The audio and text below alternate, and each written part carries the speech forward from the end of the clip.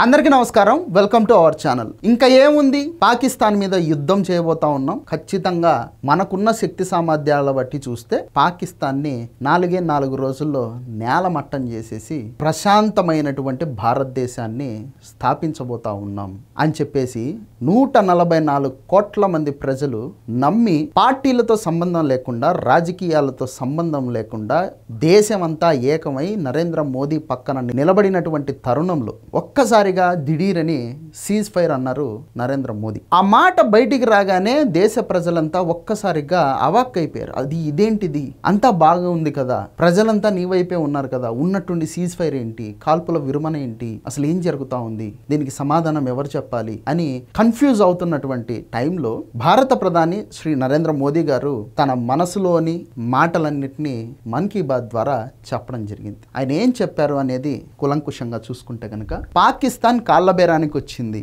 అందుకే మనం cease fire అమలు చేయాల్సి వచ్చింది అని చెప్పేసి ఆయన చెప్పడం జరిగింది. మనం ఎక్కడ తగ్గలేదు, ఆ దేశం యొక్క గుండెపైన కొట్టాం, ఉగ్రవాదుల యొక్క శిబిరాలనే కాదు వాళ్ళ నైతిక స్థైర్యాన్ని కూడా కూల్చేశాం. భారత్ చేస్తున్నటువంటి ఈ సైనిక దాడులకు భయపడి పాకిస్తాన్ దిగొచ్చింది, తట్టుకోలేకపోయింది, మన కాళ్ళ బేరానికి వచ్చింది. ఇప్పుడు ఇస్తున్నది కేవలం ఇంటర్వెల్ మాత్రమే. వాళ్ళు ఏ విధంగా భవిష్యత్తులో నడుచుకుంటారు అనే దాన్ని బట్టి మన కార్యాచరణ ఉంటుంది. ఇక పాకిస్తాన్తో చర్చలంటూ జరిగితే అది కేవలం ఉగ్రవాదం మీద, అలాగే పాకిస్తాన్ ఆక్రమించుకున్నటువంటి కాశ్మీర్ని తిరిగి ఇచ్చేటటువంటి విషయం మీద, ఈ రెండిటి మీద మాత్రమే చర్చలు జరుపుతాం, లేదంటే ఇక వాళ్ళతో మనకు డిస్కషన్సే లేవు అని చెప్పేసి నరేంద్ర మోదీ గారు చెప్పడం జరిగిందనమాట.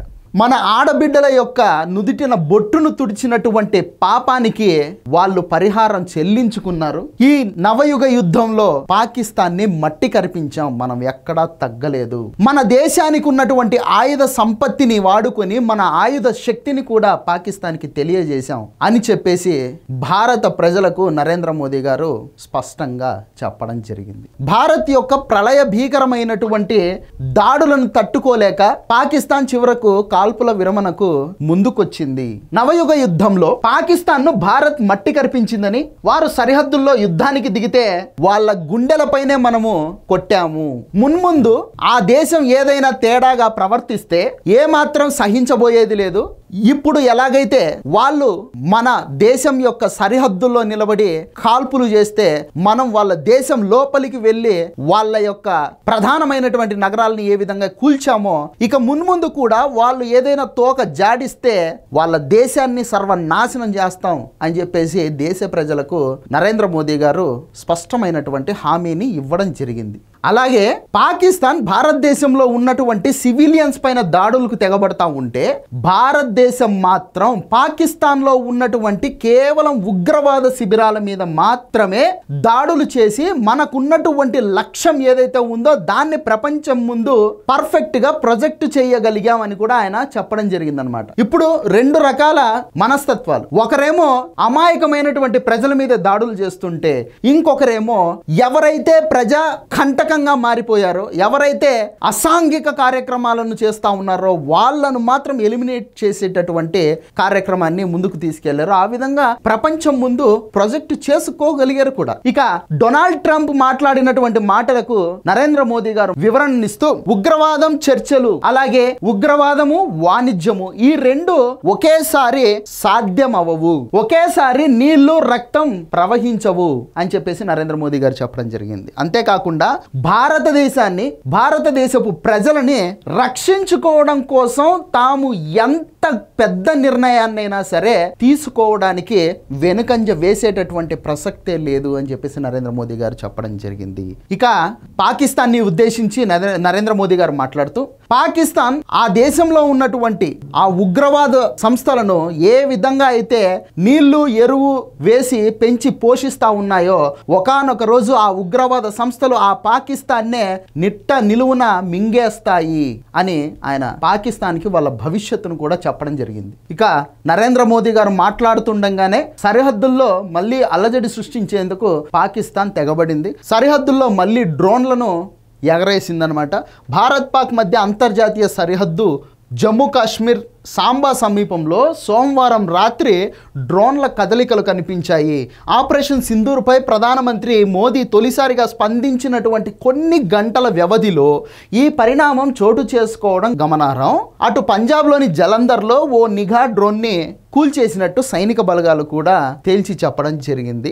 సో ఇట్లా మనము ఎంత శాంతి వచనాలు వల్లేసినప్పటికీ కూడా ఎదుటివాడు మూర్ఖుడు, వాడు మూర్ఖత్వంతో ప్రవర్తిస్తూ ఉంటాడు. వాడికి ఎంతసేపు వాడు ఎదగడం కంటే పక్కన వాడిని నాశనం చేయడమే మోస్ట్ ఇంపార్టెంట్ థింగ్ మన లైఫ్లో. కాబట్టి మనము ఇక్కడ శాంతి వచనాలు వల్లేసుకుంటా కూర్చుంటే వాడొచ్చి మనల్ని మొత్తంగా వేసేసి పోతాడు. కాబట్టి దేశ ప్రధానమంత్రి నరేంద్ర మోదీ గారు కూడా ఏం చెప్తా ఉన్నారంటే, మనం ఎంత శాంతి వచనాలు వల్లించినప్పటికీ కూడా వాళ్ళు తోక జాడిస్తే వాళ్ళ తోక కట్ చేస్తాము.